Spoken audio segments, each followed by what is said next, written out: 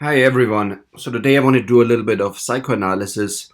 In particular, I want to talk about what motivates and drives people. So if you consider that the genetic variability among people on this planet is tiny, so the human to human genetic variation is only about 0.5%. So we are all 99.5% similar genetically. So where do these strong behavioral differences and belief systems come from, even within families? Of course, they can be caused by strong personal experiences and trauma, but they can also be inherited in family systems across generations, which does not need to be genetic. They could be epigenetic, but they could also be learned during the first approximately 7 years of life. And small children learn by astute observation of the family members, almost at a subconscious level. So basically like a sponge.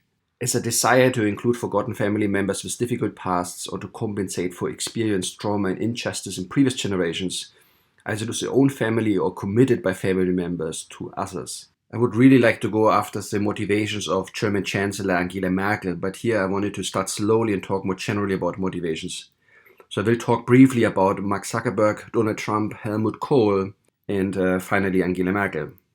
Often such motivators are caused by hidden family dynamics, which want to be resolved within the family system but cannot, and so go sideways, and so are oddly resolved at a much larger scale instead. Okay, first let's look briefly at Mark Zuckerberg, the social networking legend who founded Facebook. Being a father changed your Fake commitment smile. to users, changed your commitment to their future and what a kinder Facebook looks like. Well, I think having kids changes a lot. And, Like what? well, I used to think that It's very interesting. So he's staring at her. He has these wide open eyes. This is a sign of fear. This looks like a child who has done something wrong and now observes very carefully and fearfully the parent to see if they notice a lie and if he gets punished. the most important thing to me by far was, my having the greatest positive impact across the world that I can. And now, I really just care about building something. So now he broke for the you first feel time like the you're eye doing that? contact. Do you feel like you're doing that? I do. That was not very strong. He doesn't believe it. I think that part of what makes life interesting. So big swallow. So he's certainly uneasy and very fearful. I am so grateful that. Okay, so it all sounds very rehearsed. So he basically has no social skills. He's like the android Data from Star Trek: The Next Generation. He has no clues about social skills. So he cannot solve the problem, so he goes to a much larger scale, actually to a global level, where he now connects 2 billion people with Facebook. There are two hypotheses now. Either he's a clone without any connections, and he's trying to compensate now and to make these. This is quite unlikely according to Occam's razor now. A simpler solution would be the correct one. So it's more likely that in the past family members were scattered around and potentially got lost during wars, and he has a Jewish connection. So for example, on his Facebook site he writes, "My grandparents came from Germany, Austria and Poland. Something happened in the past and he's now trying to compensate for this trauma. He wants to solve it but he cannot. And so he invents his Facebook and connects billions of people." Okay, now let's look at Donald Trump, the current president of the United States. He claims he's a self-made real estate tycoon, but others would say he's a narcissist, a bully, a liar, and a fraud. This often happens when a child did not get any attention and wants to be seen. This could be caused, for instance, by his brother Freddie, who later died of alcoholism. Maybe the parents were distracted by that, but there can be many other reasons. So narcissists you can always recognize on the rooster-like pompous hair. This already makes a statement. But a character already develops during the first few years of childhood. So you can see this already in this very well-groomed porcelain doll-like picture of Donald Trump. He has these small pouty lips. So small lips, small mouth means this is the person who's not giving, is taking. Of course, some of that is normal in a small child. So born in 1946, so Trump was the fourth of 5 children to Fred Trump, a ruthless Queens builder and property developer, and his Scottish-born wife Mary, an immigrant who fled poverty on the Isle of Lewis and met Fred at a dance in New York, Trump Sr. was a dour, authoritarian patriarch who dressed in a jacket and tie even at home, from Wikipedia. And often such children with parents of a migration background, they often develop dyslexia or attention deficit disorder, which is supported by the fact that he doesn't read very much. So these learning disabilities are caused by the migrant roots. So if his mother has strong resentment or loyalty to her country of origin, then a kid could try and help her. This is sort of a kind of blind, unaware love. By developing a learning disability in the new country, sympathizing with the mom's difficulties to assimilate. Okay, let's look at Helmut Kohl. He was a very large man. He was chairman of the Christian Democratic Union, CDU in Germany, and the German Chancellor for 4 terms. He was best known for being a great European leader and for the reunification of Germany. So he remarried after serious head trauma and was unable to speak during his last few years of life. And he became estranged from his 2 sons and his grandchildren. So after he died, his son Walter Kohl and his grandchildren were not allowed into the family home to pay their final respects. Ein Familienstreit, der schon lange Hier in schwierig German. eskaliert. Helmut Kohls ältester Sohn Walter Kohl klingelt am Haus seines verstorbenen Vaters, will gemeinsam mit seinem aus China angereisten Sohn und seiner Tochter Abschied nehmen vom Vater. Doch die Tür zum Haus bleibt zu, ein Polizist spricht ihn an. Also wir haben ein Hausverbot. Und warum haben wir das Hausverbot? So they are not allowed to go in. And so the interesting thing is Helmut Kohl was estranged from his family. He was not able to unify his family. And instead he transcended and reunited Germany. Quite remarkable. Finally, let's look at Angela Merkel, who's also the chairman of the Christian Democratic Union, and she's now German Chancellor for the 4th term. So she's now very controversial for her open border, refugees welcome policies, where refugees do not undergo a serious screening process, and criminals and terrorists are let into the country. She's also very generous of spending the German taxpayer money for bailing out European banks and governments. So many Germans think she's not on the side of the Germans. She certainly does not do much to protect them from harm. So this question about the open border policy will concern generations of Germans. And so why not start now? So originally she was against multiculturalism. There are videos which prove that.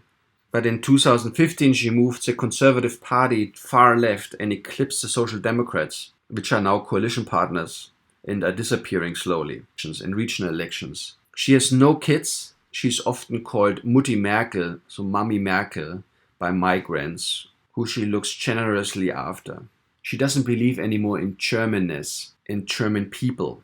They're just people who lived there longer. So this is very much similar to the Antifa, anti-fascistic association, which tries to dissolve the German state. So there are strong similarities now. Let's look at an interview of Angela from a couple years ago. So it's in German. Zusammenfassend, die Situation, in der wir augenblicklich sind, haben wir von allen möglichen Seiten betrachtet. Was bleibt übrig von dem Wir, von dem Sie sprechen, wenn alles geschafft ist? The question is what is left of us, the Germans, when everything is done. Done meaning when we have dealt with all the millions of migrants. Was übrig bleibt von dem Wir. She doesn't understand even the question. She doesn't know what us even means. And how she answers is, Wie viele Menschen in Deutschland? she wants as many people in Germany as possible. I guess migrants, which is remarkable. Ich habe die Frage, verstehe ich nicht ganz. Bleibt dann ein Land übrig, das ganz anders ist, als Sie es jetzt sehen, als wir es jetzt erleben? Nein, das sind ja die Ängste von vielen. Natürlich ist das. So she dismisses the fears of the German people of multiculturalism and Islamic terrorism. Nicht ganz anders. Wenn wir das geschafft haben, dann sind doch das vor allem die, So now she defines what actually we means, or us. die schon sehr lange in diesem Land leben. So these are either the people who have been living here for a long time, Und da sind das zum Teil auch Menschen, die vielleicht noch gar nicht so lange leben, aber sich auch and then these are also people who haven't been living here so long. They're equivalent to the people who have been living here for generations. Really remarkable. So there's no German people anymore. So she treats Germany essentially as a district of the European Union, which she's in charge of. What caused this drastic change of behavior from being against multiculturalism and being the leader of a conservative party, and then this extreme open border policy, which doesn't recognize even German people anymore? So there are different hypotheses, some more likely than others. She could be a former Stasi member or even KGB sleeper agent. In fact, she speaks fluently Russian. from her times when she was still former East Germany in the German Democratic Republic, DDR. Seems to be quite far-fetched and unlikely according to Occam's razor. However, there is some controlling of the media already and injecting political correctness, similar to what happened in the German Democratic Republic. So in the late 60s, Merkel actually joined the Free German Youth, the FDJ, the official communist youth movement, sponsored by the ruling Marxist-Leninist Socialist Unity Party in Germany. And according to her former colleague, she openly propagated Marxism as a secretary of agitation and propaganda. She was basically an extremist, similar to the Antifa. Her open border Mummy Merkel persona could also be caused by more personal issues. So she didn't have any kids. Maybe she lost them or she had an abortion. And then she tries to overcompensate by having essentially many more kids, like the refugees. However, having no kids could also be punishment, which means that you don't have a future. It's a very pessimistic life. That could be caused by wrongdoings her family might have done in the past. So here's a little bit about her ancestors. Merkel is of German-Polish descent. Her paternal grandfather was a German policeman of Polish ethnicity who took part in Poland's struggle for independence in the early 20th century, according to Wikipedia. Since Germans don't like to talk about the Nazi regime and what their fathers and grandfathers did and if they committed crimes. For example, her father was in the army, but little is known about it and no one dares to ask. This is sort of the policy in Germany. You don't ask what your parents did and you don't deal with it. So he was actually held as a prisoner of war at the age of 19. And during high school years, he was a member of the Hitler Youth, and his last service position in the army was as a troop leader. After the war, he studied theology and then moved to East Germany after Angela was born and before the war came up to become a socialist Lutheran pastor. In terms of Angela's motivation, I'm favoring this latter hypothesis, that this is effectively punishment for the wrongdoings of her father during the Second World War and potentially even grandfather. She might not have a strong German identity because of growing up in East Germany and her grandfather being essentially Polish. And then she might also punish herself. Why am I favoring this hypothesis? So let's look at some older videos during the early times of her political activity in former East Germany. Merkel macht eine Blitzkarriere. In German. Der demokratische Aufbruch schließt sich der Allianz für Deutschland an. So this is basically the first democratically elected party in Eastern Germany before the wall came down. Ein kurzlebigen Parteienbündnis, das schließlich in der CDU aufgeht.